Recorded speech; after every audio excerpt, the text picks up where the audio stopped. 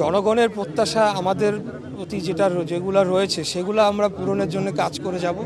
আমরা চাই যে জনগণ আমাদেরকে আগামী দিনে এই রাষ্ট্র পরিচালনার জন্য সবাইকে সমানভাবে অংশগ্রহণ করতে হবে। যারা সরকারে রয়েছে তাদেরকেও যেমন অংশগ্রহণ করতে হবে, বিরোধী দলকে একই ভূমিকা রাখতে হবে।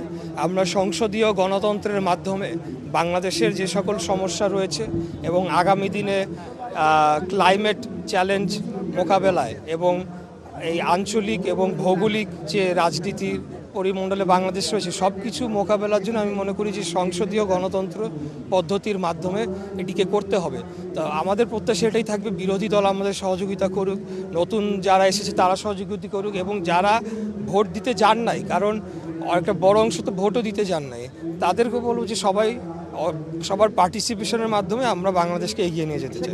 Vision QLED Google TV, where colors come alive.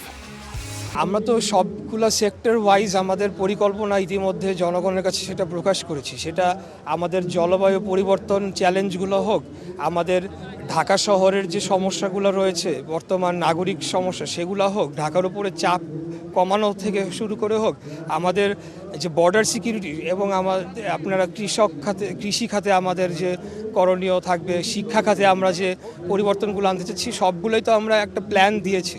তো আমাদেরকে সময় দিতে হবে, আমরা আন্তরিকভাবে কাজ করে যাচ্ছি, চেষ্টা করে যাচ্ছি। এবং আপনি দেখেন যে ঈদ যাত্রা নিয়ে মিডিয়াতে কিন্তু এমনভাবে এটিকে তুলে ধরা হলো, অথচ আপনার যে ক্যাপাসিটি সেই অনুযায়ী তো আপনাকে চিন্তা করতে হবে। এখানে আমি মনে করি যে যথেষ্ট ভালো ম্যানেজমেন্ট হয়েছে, কারণ আমরা সময় পেয়েছে আমাদের সরকার যে সে কয়দিনের মধ্যে মিনিস্ট্রিগুলো ভালো ফাংশন করেছে।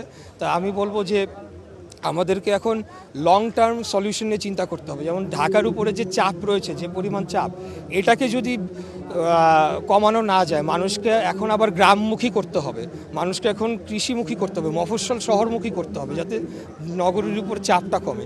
তো এই সমস্ত বিষয়গুলো নিয়ে আগামী দিনে আমরা কাজ করছি। আমরা যখন ক্যাবিনেট মিটিং করি, যেমন ফার্স্ট ক্যাবিনেট মিটিংয়ে প্রথম কাজটি ছিল আমাদের 10,000 টাকা পর্যন্ত কৃষি ঋণ মওকুফ করা, এবং সেখানে 1500 কোটি টাকা সামথিং বরাদ্দ হয়েছিল, প্রায় 13,000 কৃষক সেখানে উপকৃত হয়েছেন। তো এই ধরনের কাজগুলোর মাধ্যমে আসলে আমরা প্রান্তিক পর্যায়ে জনগোষ্ঠীরও সমস্যা দূর করতে চাই, পাশাপাশি দীর্ঘমেয়াদে আমাদের দেশকে এগিয়ে নিয়ে যেতে চাই।